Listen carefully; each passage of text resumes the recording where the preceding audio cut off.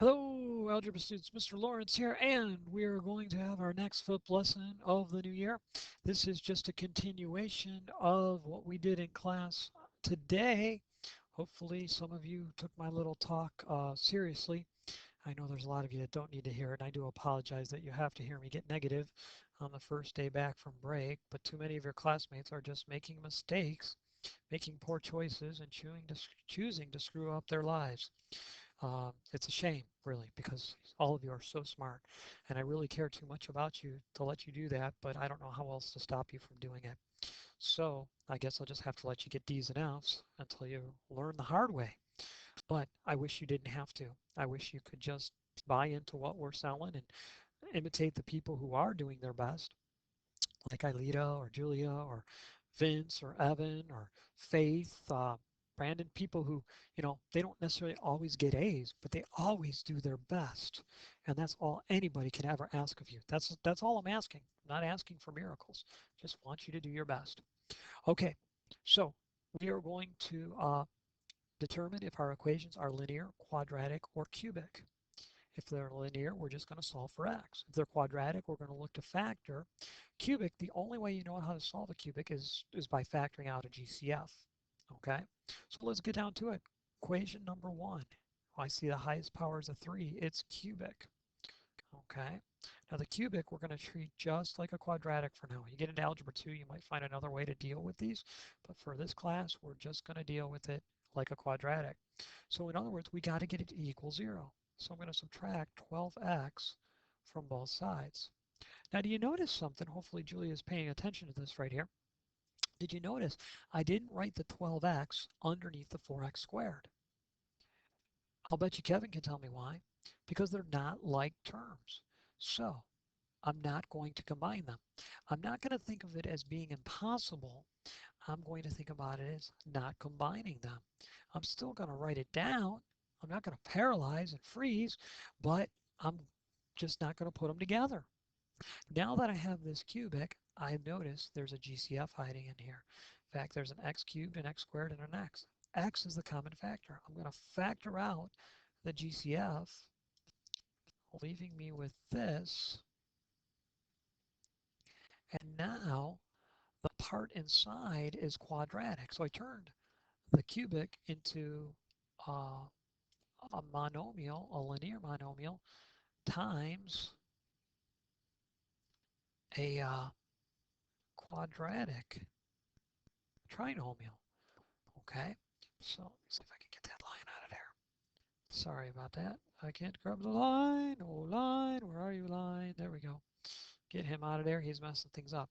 So now I'm going to look to factor this highlighted part right here. All right, so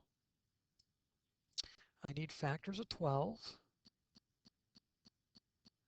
1 and 12, 2 and 6, 3 and 4, that are going to subtract. See that negative right there?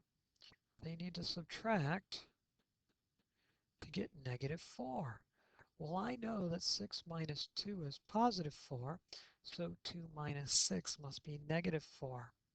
All right, so my factors are going to be a positive 2 and a negative 6. So I'm going to bring down the x, and I'm going to write x squared minus 6x plus 2x minus 12 equals 0. I could have written the 6x and the 2x in different positions. That's just how I did it. I'm going to group these two. I'm going to group these two, and as Zach Ingram says, I'm going to capture that sign. Put a plus in there. Now I'm going to GCF inside the quantity. The x out front stays. This x has changed color only because I changed colors of the pen. It's not changed. All right, need a quantity there. I'm going to GCF right here. Going to GCF this x times x minus 6. Here I'm going to GCF. I'm going to pull out a positive 2. I'll be left with x minus 6. Close both sets of parentheses. The x out front stays. I'm going to have an x minus 6 times the quantity of what's left over, an x plus 2. Now this all equals 0. What does that mean? Well, it means I'm ready to go ahead and solve. I have three linear parts to this ordeal, and my three linear parts are, I'll highlight them, oops, highlight, I have an x, I have an x minus 6, and I also have an x plus 2. I'm going to set all three of those parts equal to 0, make sure that x is alone. So I'm going to write down x equals 0. Look at that, x is alone. That's one of my answers. Then I'm going to write x minus 6 equals 0 and x plus 2 equals 0. In these two cases, x is not alone. So I'm going to have to listen to Saddam and get x alone. Subtract 2, then I'm going to get x equals negative 2. So my answer is going to be x equals 0, 6, or negative 2. X can be any one of those answers. All right, you probably just heard the bell go off. I've got students on the way, so we're going to have to pause right there, but I'll be back to you shortly. Take a break, talk amongst yourselves. Would you rather live in the ascendancy of a civilization or its decline? I'll be back. Okay, algebra students, I'm back now. It's been a couple hours, but I think I'm ready just to do the second problem here. So, I've got this equation here. It looks to me like it's a quadratic equation, right?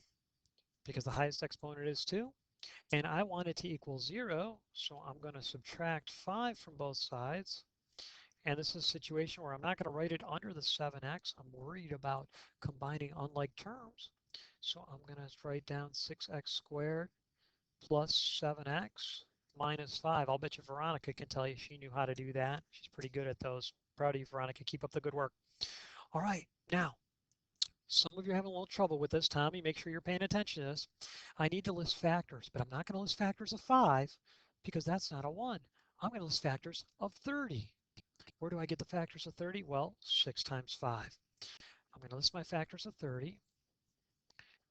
2 and 15. 3 and 10, 4 doesn't go in, 5 and 6. And sorry, I've got some music going and it's getting a little distracting. Turn it down a little bit. All right, so now I need to subtract. How do I know subtract? Because the 5 is negative, right? Right here, that's negative. I'm going to subtract to get positive 7. Well, how about 10 minus 3? So I'm going to rewrite the 6x squared plus 7x minus 5 equals 0 as 6x squared. Instead of positive 7x, I'm going to write plus 10x minus 3x minus 5 equals 0. Now I'm ready to group. So I'm going to group the first two terms. I'm going to group the second two terms. And I'm ready to GCF. Looks like my GCF is going to be what, a 2x, I believe. So the 2x goes out front. I'll have a 3x plus 5. Here, I don't see a GCF. I do see a common negative, so I'm going to pull out a negative 1 from both terms. So I'm going to put a negative 1, and then I'm going to be left with a 3x plus 5. And look at that. My two quantities match. Don't forget my equals 0. So I've got a 3x plus 5. That's common. I'll pull it out. I'll be left with a 2x minus 1. That'll equal 0.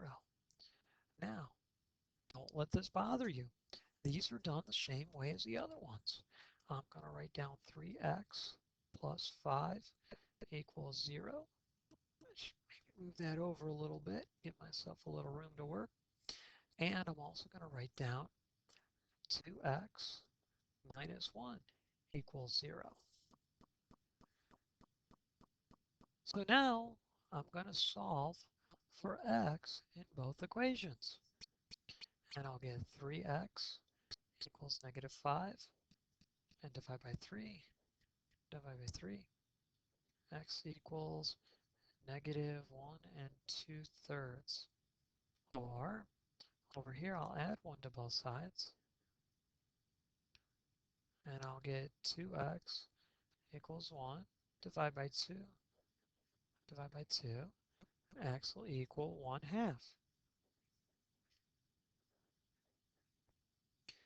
All right. And there. And that 1/2 looks pretty sloppy. Let me erase it and rewrite it. I just loosened up my hands. Oop, that's kind of screwy. Just loosened up my hands and the pen is slipping out of my hands. So let me rewrite that. There we go. Okay, so let's come down here.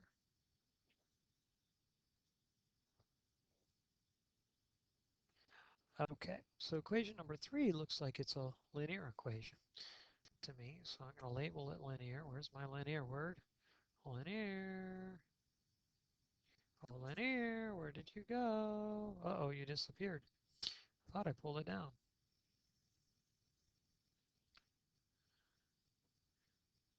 Okay, so I'll bring that down. And since it's linear, I don't want to force it to equal 0. If it did equal 0, that'd be okay, but I'm not going to force it to equal 0. I'm just going to use my inverse operations,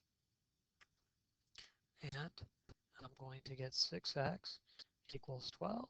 I'll divide by 6, and I'll get x equals 2. And there we go, I'm done. Now this one here is cubic.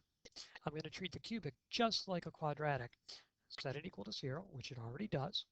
Then I'm going to look to factor. First type of factoring I'm always going to try. Derek knows GCF. That's right, Derek. Good job.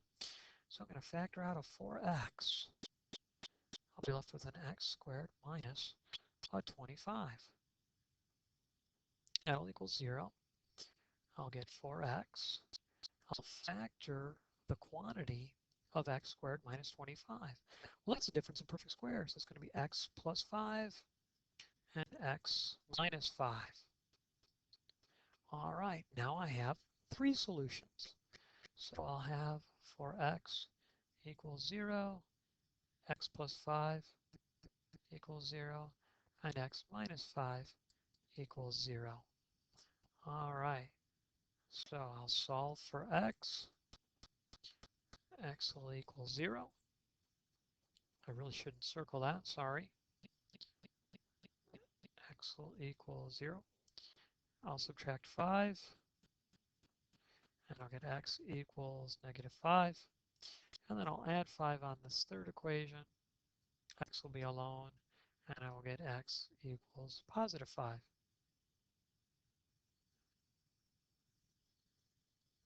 And there we go. And that's it. Okay. I'm going to do one more quick problem. Hold on one second.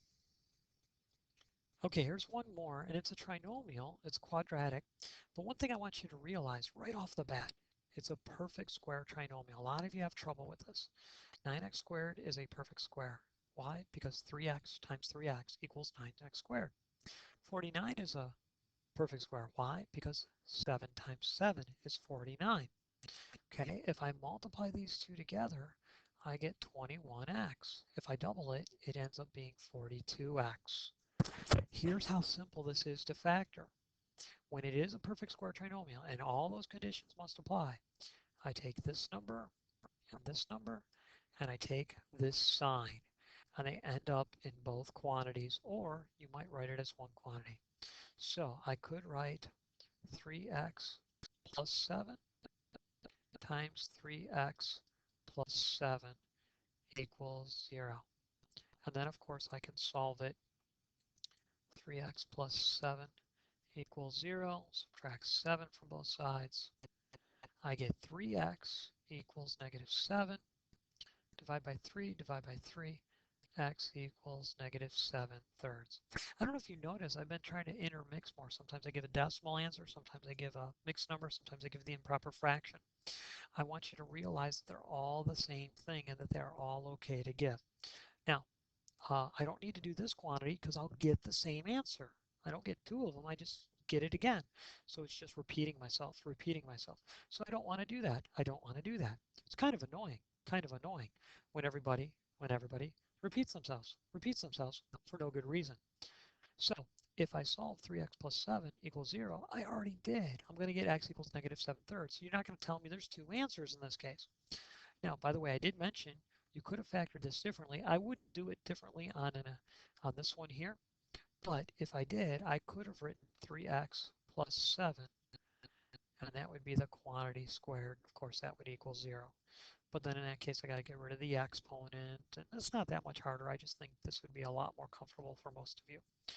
Anyway, video's going long enough. I will say goodbye. Mr. Lawrence signing off. Good night, everybody.